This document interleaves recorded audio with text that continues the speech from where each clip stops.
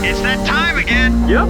We are Team Wester. And you are the most important thing to us. Team Wester. Podcast. It's all about the team. Welcome back to the Team Wester podcast. I'm Brad Gelber, joined by my co-host extraordinaire, Ray Davis. Ray, I appreciate you being here. Thank you. We got a very special, Clap. It's like the Hallmark thing all over again. It's like being in after that game when you clap randomly in the middle of the speech. Yeah, There we that was a good one. That was a great one. Thank you. So we are joined, if you need an introduction, by the one and only Josh Allen here on the Team Wester podcast. Josh, great to see you. Hi. Good to see you. Good to see you guys. So as we get into this here, I know you're a pretty private guy. I'm not going to spend too much time on this. I just want to ask you how your special day was. I know it's not going to be any deep details, but just overall, congratulations, by the way. I guess is the Well, I was appropriate going to answer thing. if you asked him, but I guess if you're Okay, not, give No, us it's too every late. give us too every late. detail It's of too the late. day. No, our day was perfect. It was we wouldn't change a thing. I'll just say that. It was awesome. Yeah, well, congratulations. Thank you. And I like the ring choice. Pretty thank similar you. here. Come on So, now. rock on. Did you get my GIF in the mail? I'd sent the GIF. Still haven't gotten it. It was a picture of me. Yeah. Oh, That was for the. Oh, yeah. Hey. I thought it was for my birthday. Oh no, too early. Yeah. Too early. My fault. Yeah. I'm sorry. It's okay. So in other off-season news, maybe more pertaining to football here, earlier on you were extended, so pretty big deal for the organization through 2030. So how did it feel to get that extension? I know, I think you probably assumed you'd be sticking around, but to get that sort of on paper and work through that, how did it feel? Yeah, I mean, I think for the front office to do that and Mr. Pagula to do that, I know that there were still a few years left on the contract, and that's not typically something that they do is, readjust that early into a contract. But yeah, I can't thank them enough. I love this city. I love the Buffalo Bills organization. And again, I'm going to continue to work tirelessly until we bring one back here. Yeah, for sure. Another big moment we talked about with Dawson on the podcast is, MVP. Obviously, I know we sort of talked to you about this last year, the potential of it, and I know you've talked about how it's not just you, it's the team, but to kind of get that acknowledgement nationally and for them to give you that award, what did that mean to you? Yeah, I mean, I think it's cool.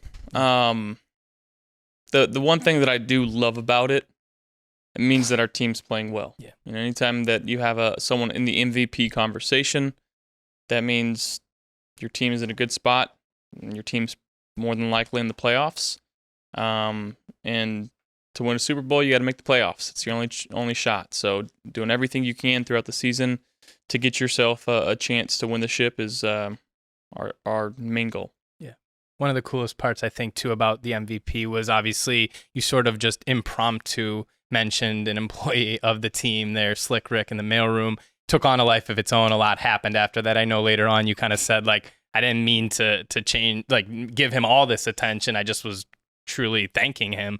But West Herr, actually, I think you know this. Oh, yeah. West Herr actually ended up gifting a vehicle to Rick when it was found out that he didn't have a car, which was a cool moment to be part of, and some cool video that resulted of the donation there to him.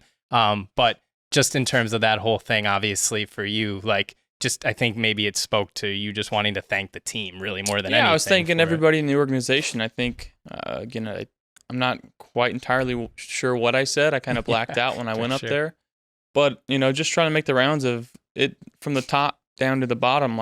We are all treated as equal parts in that building, in that facility. And everybody has to do their part for us to be successful. And, again, I think that was kind of my whole message I was trying to get across, that it, from even something that you don't think is a big deal is a big deal. It takes everybody. For sure. I mean, I think everyone sees the finished product of what we do, but no one sees the truth behind the scenes. And it takes everybody, from upstairs, downstairs, cafeteria to whoever it is. Everybody does their part. And I think, you got to appreciate them, because without them doing their little bits and pieces, the train doesn't go. Sure. Right? It doesn't just go on the players and coaches. It goes when everyone's on it, everyone's doing their job and just feeling appreciated. So I know Slick Rick definitely felt appreciated just because his value means so much to us. So that's a good thing that you did that. Like you said, you blacked out, but you did the right thing. Thank you. Appreciate it. So something too, and when you guys get to the level that you're at as professional athletes, is you have sort of partnerships or endorsement deals, things that come about. So I was just curious. I saw recently that one of your new ones is with Snickers, so you're doing some deal with that. How, for you, is that still kind of cool, like to reflect back on? I know you've done a lot of different brand partnerships and stuff. Obviously, Wester, you partner with us, but to maybe as a kid, like, you probably ate Snickers, and now as an adult, you get to rep that brand. Like, that seems pretty cool. Yeah, I mean, there's a couple things that I've been fortunate enough to be a part of, and some really cool brands. But as of right now, there are two, other than Wester, of course. Yes. I've always wanted to be like Steve Tasker and be the Wester guy. That's what I strive to be now. Yeah. But Pepsi and Snickers, like growing up, were like, every road trip, right, was every time I was in the car, we were going to Fresno. I'm like, if we walked into our little mini mart in Fireball, I'm getting a Pepsi and a Snickers. And like, it's really cool to now feel like I'm a part of that. And it's, it's a crazy world. For sure. Ray, maybe one day Snickers will be calling you. I mean, I'm allergic. Oh, so you are? They'll be calling to peanuts me. or what? Yeah, peanuts. All right, so we'll skip that one. Hershey's, y'all can call me. You poor soul. I know. I've never had a PB&J. I've never had no Reese's, no nothing. Have you ever tried? Well, we'll get into that off camera. Yeah, I got another alternative suggestion for you, but they're not paying any. Almond butter? No, don't. You can't do almonds either? So no nuts? No nuts. What have you tried sunflower butter before? I've seen that. So Reggie and I talked about that, but it's good. It's good. You should try it if you can. Y'all can call me too. Lines open, just no peanuts. Sorry. And they should. Yeah, call me. Because one, Ray's a great guy. Hey. Two, look at that handsome mug on him. He's a handsome fella. I'm gonna try to get some from Josh someday. I'm gonna see if you donate it. Yeah, I'll fly you to Turkey. Yeah. Y'all heard it. Yeah. All right. Well, that's promise. So we'll write that down. Josh Allen. Not first class. Just maybe business class. And then you can stop at Australia and New Zealand after with Dawson. I'll go to Australia. Swap the trip. I'll go to Australia. All right. In terms of golf, obviously, huge hobby of yours. No, everyone knows that. But at this point, any fun golf trips? I know you're a little busy this off season, but any trips for golf this year? Yeah, I went down to we hit a hoopie, which is in Cobb City, Georgia, or Cobbtown, Georgia. I don't know, but it's kind of in the middle of nowhere. Mm-hmm. We went from there to Florida and played Seminole and the Grove. I got to meet Michael Jordan at his course. Nice. Shook his hand and talked for a couple minutes. It was really cool. Yeah. I also met Wayne Gretzky there. Okay. And then we went to the TGL, Tomorrow Golf League, which is Tiger and Rory's like a simulator golf league, and got to hang with Tiger for a second too. Yeah. So like in the span of 12 hours, it was like three of the greatest athletes ever in their respective sports, and it was a pretty cool moment. I was sitting there, and me and a couple of the guys and my brother, and we're just like, is this real life? Like it's so cool. We're amongst our heroes, really. Yeah. I know a little bit about golf. My superhero, my Superman is Happy Gilmore. Hell yeah, it's coming out. Yeah, did you see the second one? Cameo by No, they didn't ask. Unfortunately. Wow, what a mess. Yeah, I mean, it's only my favorite movie ever, but it's fine. If you I'm good. MVP again, I'll talk to Adam, try to get you in the next movie. Wow. Okay. Yeah. That is you go way back with Adam, right? Way back to Billy Madison. That's right. Way back. I love that so much, and that was a huge miss on their part. So, I think they'll be fine. Yeah. Well, they got Scotty and Rory and Brooks and Bryson. July 25th, I believe, on Netflix. So can't wait. We'll be tuning in. All right.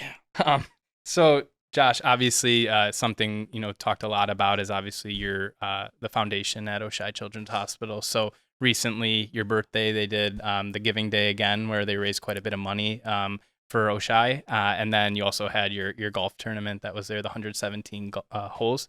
So tell us a little bit how did that go again this year? I know it's one of your favorite, I guess, events that you do every year. It was again awesome. I think we had 21 guys attempt the challenge. I think everybody finished.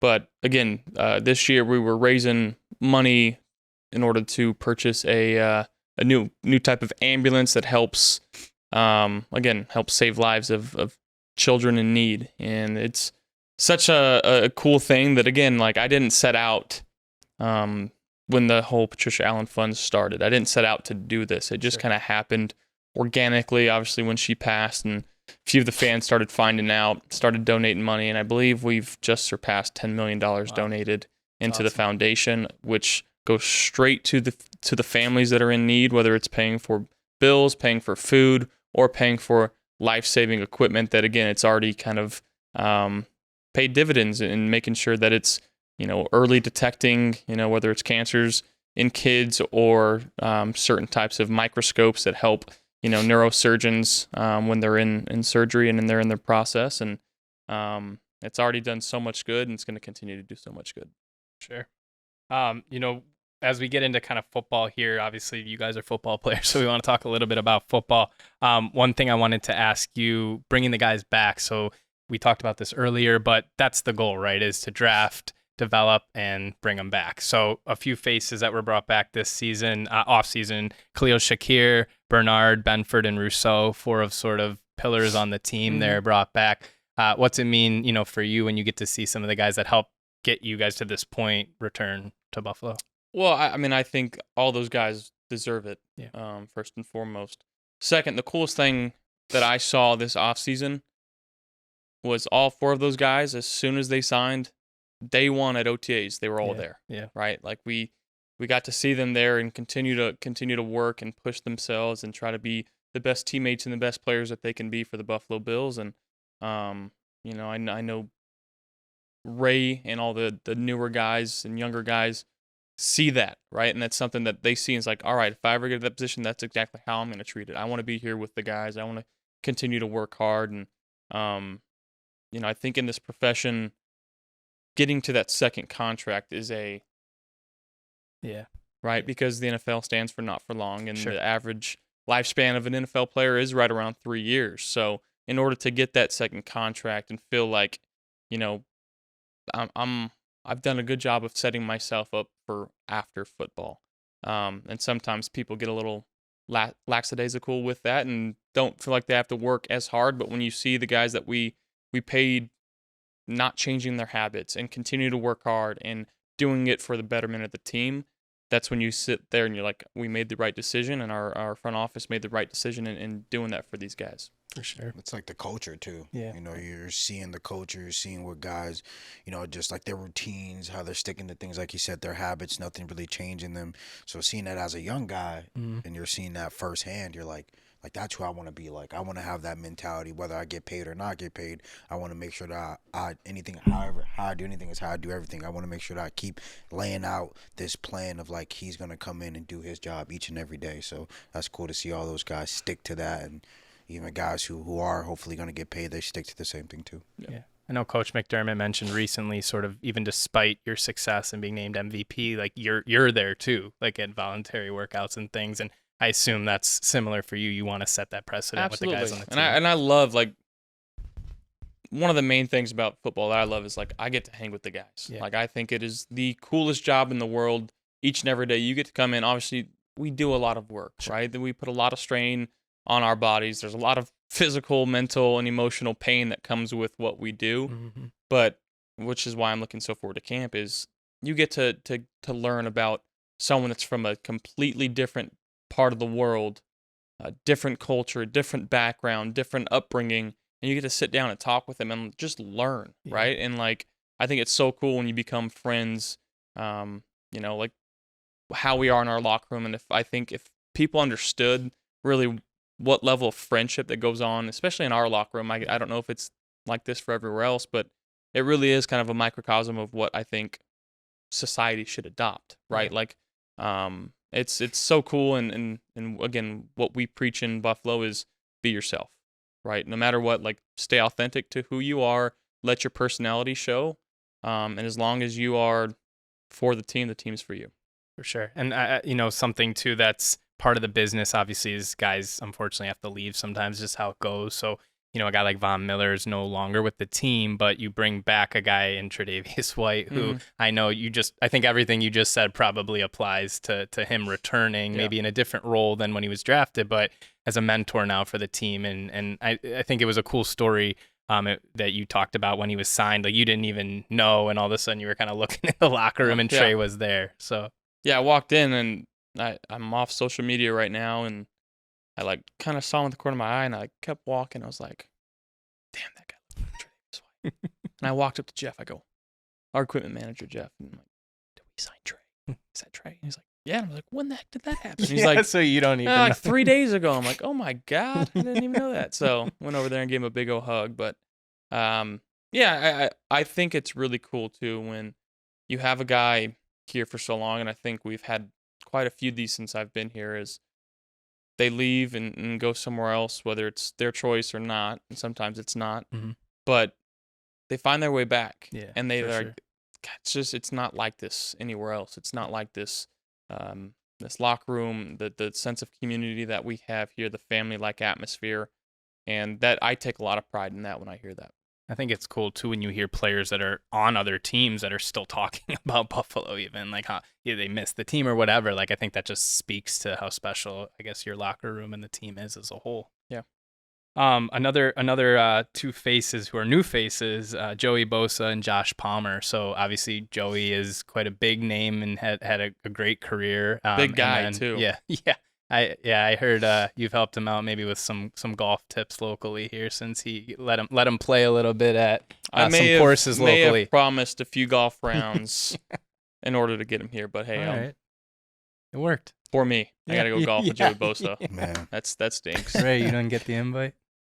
Yeah, He's still up I and gotta coming earn on my his golf stripes. journey. I'm up in. I'm like a Alright, year Keon, two. like Tiger Yeah, Woods should have, yeah. something like that. So it's all right. What about Josh Palmer too? Obviously, a guy that's going to be with you on offense. Has had a good career as well, but I think there's hopes perhaps he can come in and really contribute in the wide receiver room as well. Absolutely. I mean, on the field, his talent speaks for himself. He's a separator.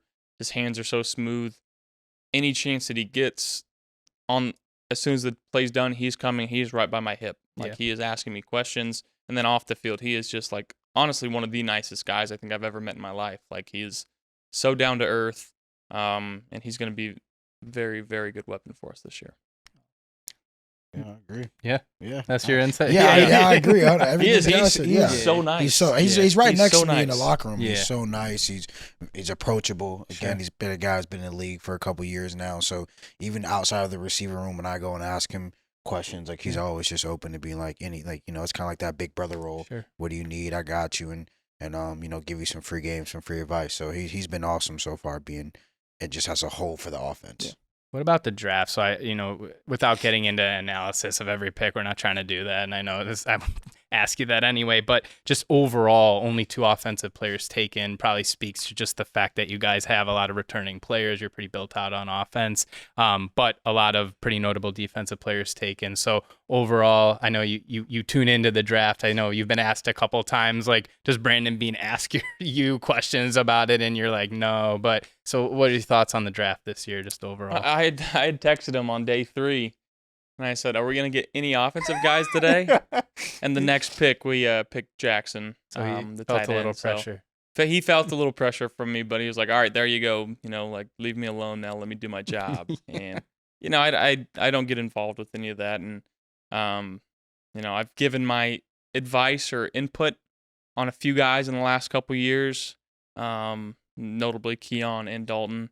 But whether he listens to me or not, it doesn't affect me a certain way. The fact that he just listens, right, is like it makes me feel like I am involved in it. But at the same time, it's like that's not my job. I don't get paid to scout players and pick them and put my neck on the line for him. Like that's his job, and my job is to use or play obviously play the best quarterbacking that I can do and play with whatever pieces are around me, and again just try to execute at a high level, and that's all I'm trying to do. Last question for you guys here, and Ray, you're welcome to jump in here too. Last season in the stadium, right? And that's kind of a crazy thing, I think, for fans to think about the transition to the new stadium. So I wanted to ask you, have you guys got a chance to see the new stadium up close yet? And what's it, not added pressure from the standpoint of like, okay, this is the last season, but kind of history there, right? That it closes that chapter and opens a new one next year. Yeah. I mean, I drove past it a couple of times. It looks pretty nice. When I first got drafted here, I saw it was from, like a pile of dirt at first, and to see where it's at now, it definitely, a testament to the guys who are working under the construction team, day in and day out. They're doing their job. So we appreciate them. I know the fans are going to appreciate them once they get it all done, and excited for the fans. But I think, my history, I guess, being in the Highmark and in the stadium that we're in now is going undefeated last year at home. That's something that's special to me, knowing that I was able to witness that, be with guys, and just be a part of that. So, obviously you have some more years here than me, but to know that I was able to play a small part in bringing, some history to Highmark has been pretty fun. Yeah, I mean, I think there's a lot of history in the stadium that we're in right now, and I'm going to cherish some of the memories that I've had in there. Obviously, my first start didn't play too well. I think Joey Bosa got to me a couple times in that game.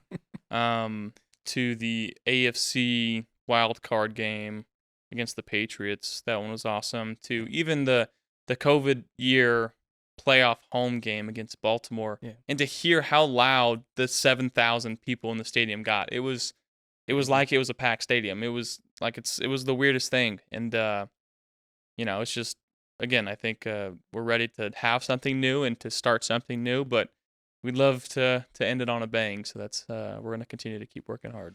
For sure. Yeah, that'd be pretty special. So we'll see how it goes. Josh, thank you for joining us as always on the Team Mustard podcast. We appreciate it. For Ray Davis, my co-host, and myself, Brad Gelber, that's the Team Mustard podcast. We'll see you again real soon.